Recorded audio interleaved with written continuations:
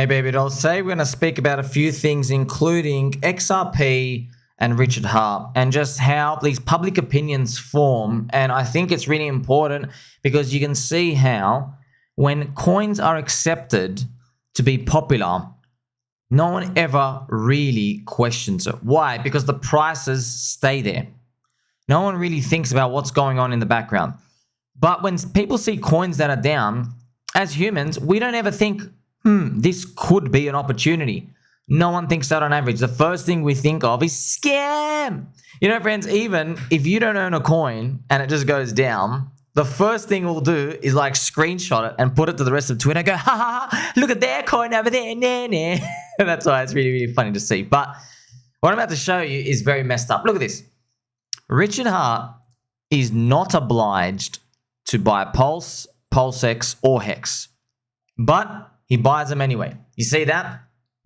He is under no legal obligation to purchase them. It's crypto. It's decentralized. For example, because Bitcoin is also, decentralized and it's a commodity. Nobody's legally obliged to buy it to pump your bags, right? But look at the contrary, though.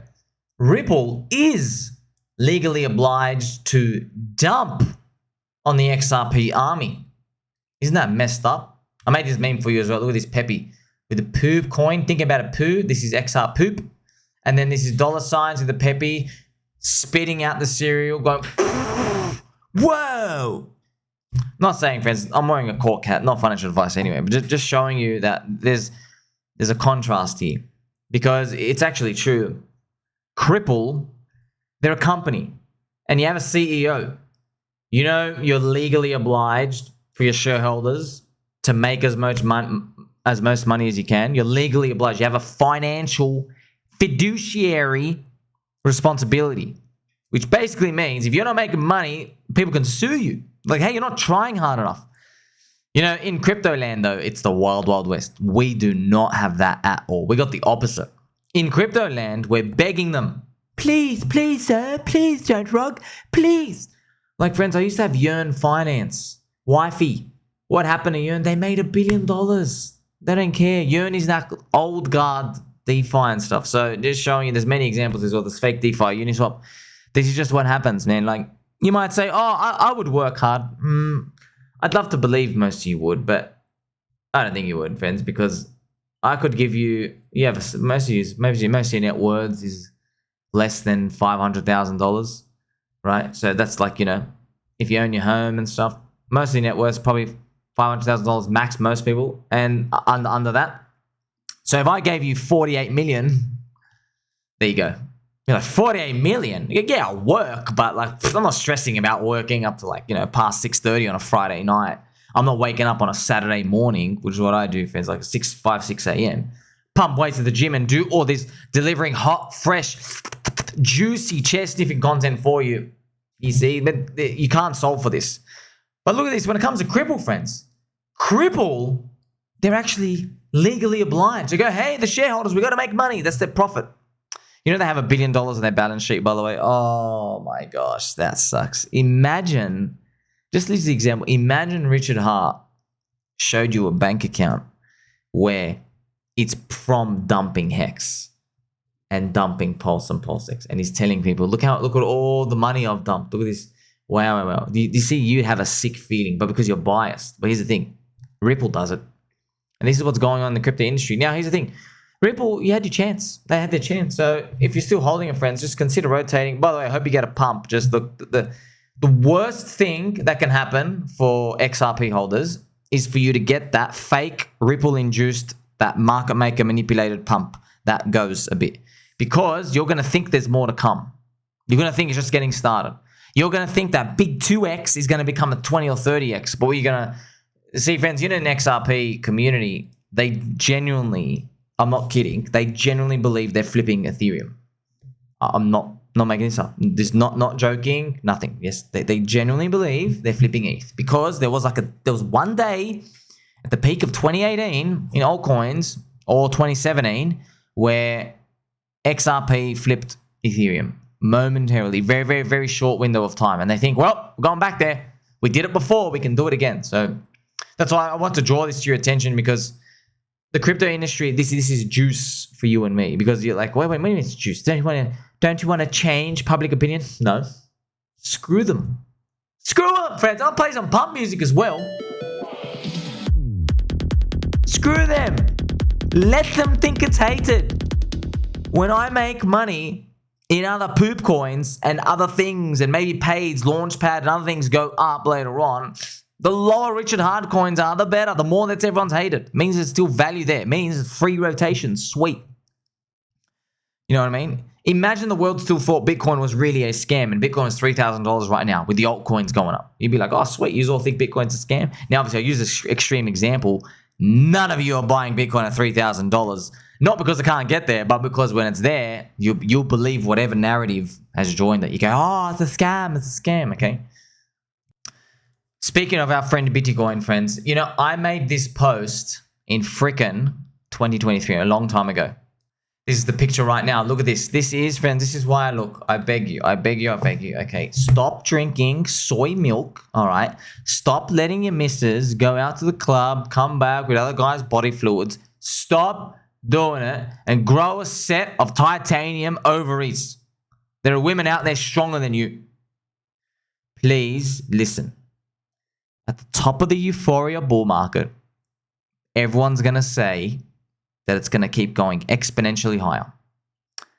And I'm going to tell you diminishing gains. And their retort is going to be, so you think things are going to be different now.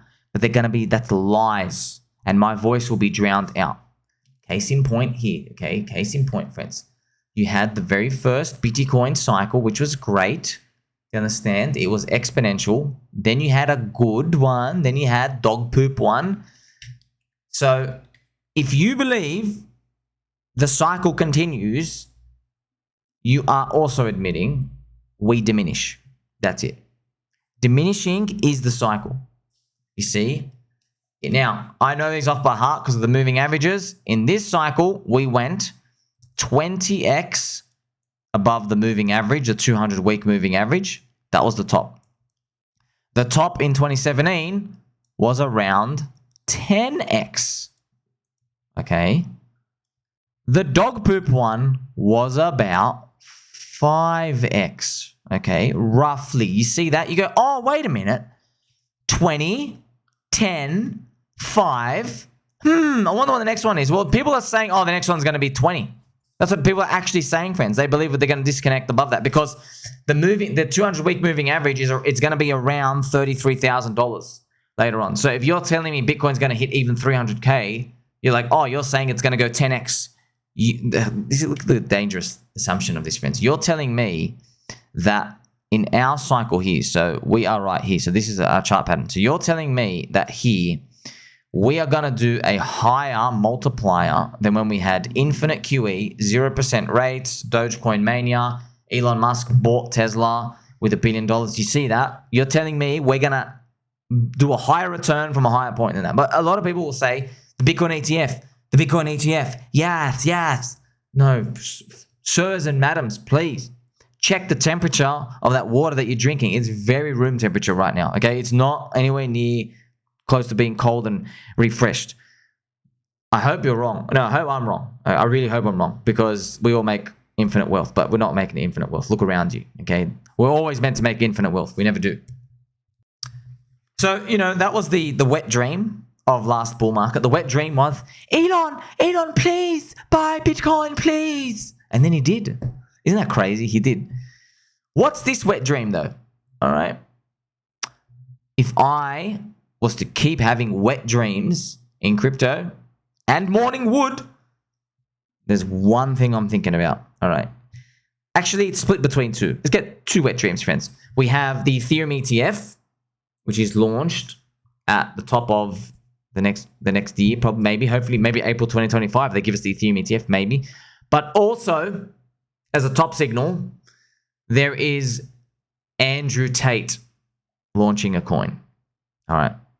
Andrew Tate, one of the world's most popular men, because he is like the symbol for kids under 30 You know, they want to take control of their life. They don't know what they're doing. Need an older brother, need an older father figure. And if he just launches a coin. Now, there is some controversy, right? So he said he's launching a coin, then deleted the comment. He goes back and forth, back and forth. But these things come at the top, friends. You know why?